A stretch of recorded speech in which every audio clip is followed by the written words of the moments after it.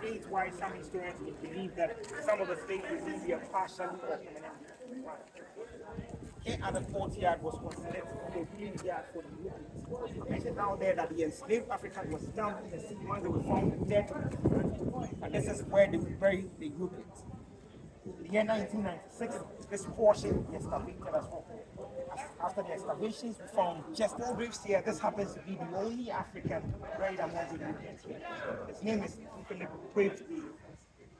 Philip was a native of the Fanti land by the name of Kuju, born to a Kuju, a local slave merchant. So Philip's father was one of the Africans selling fellow Africans to the Europeans. To the connections Philip's father had with the Europeans, get the chance to study in Great Britain. Philip would read theology in Oxford University. Age 24, he was ordained to be the first black Anglican priest. Age 25, he would return to Gold Coast to serve as a reverend minister here at Castle. For close to 50 years, this is the black man, the African, who would be ministering to an all-European congregation in that church as fellow Africans died. Philip would die in 1816, age 75. But then before his death, history has it that treatment for him in the castle was not that good. His allowances was not coming as it used to. Philip would have to be moving out of the castle for commerce. That would have to introduce the natives as to how to read, write, and speak the English language. The Western form of education in Ghana is attributed to Philip. To some historians, Philip was taken from Gold Coast age 11 just as a boy. He spent 14 years elsewhere. To them, Philip was brainwashed and explains how he would have the skin of an African, but then up here he felt European. That explains why he was signed before an all-European congregation ministering to them, because he felt like one of them.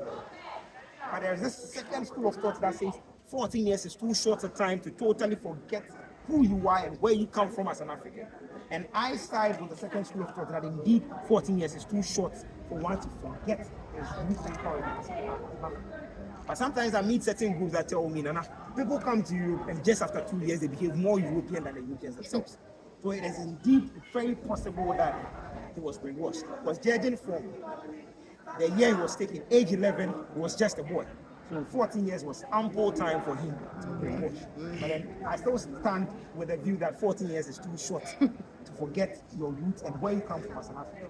Age 75, all right, let's see the other graves. Here we have a grave belonging to a British soldier by the name C.B. Whitehead. C.B. Whitehead was a lawyer. He became an officer in the British Army.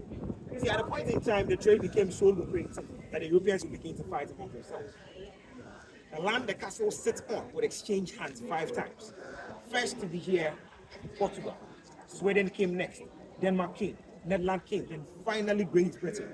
Great Britain were the fifth to be here, but we still attribute this edifice to them. Why? They would come here inheriting a fortified trade post out of Timberlaw, but they would erect this edifice. While they took charge of this land, they would be with us from 1664 till 1960 when Ghana became a republic. As the tour progresses, I'll tell you why Great Britain would be here for over 200 years. It is believed that in one of the Anglo-Dutch wars, a fight with the Dutch was shot dead. Age 38, C.B. Whitehead was killed. The name Letitia Elizabeth Lambert. Letitia was the wife of Captain George McLean. She came to Gold Coast to visit her husband. Just after 2 months, she was found dead in her husband's bedroom. There are 3 things said about her death. First says when Letitia came, she discovered her husband was having an extramarital affair with one black mistress by the name Ellen Banham.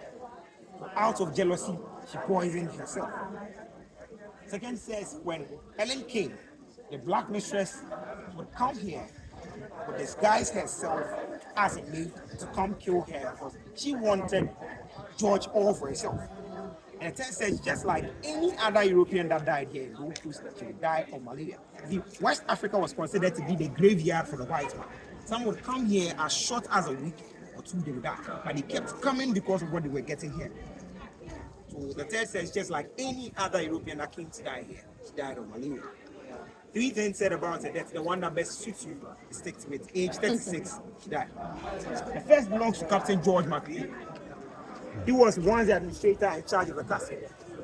supervised the closure of the underground tunnel to mark the end of the train journey in the castle. It is through this man Western form of agriculture operation whose the first port established here in Wales was through Captain Joseph. He would draft the bond of 1844 that would deliver Ghana into a much intelligent form of age 46 he died of malaria.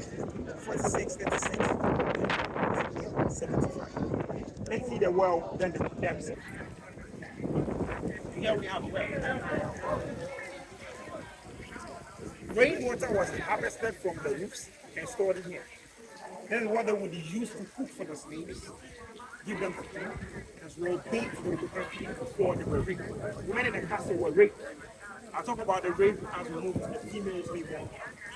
Before the rape, they were in the fair.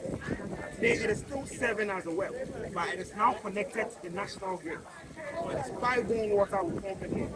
This is what we use for our washrooms once we short water here. Let's see the condenser.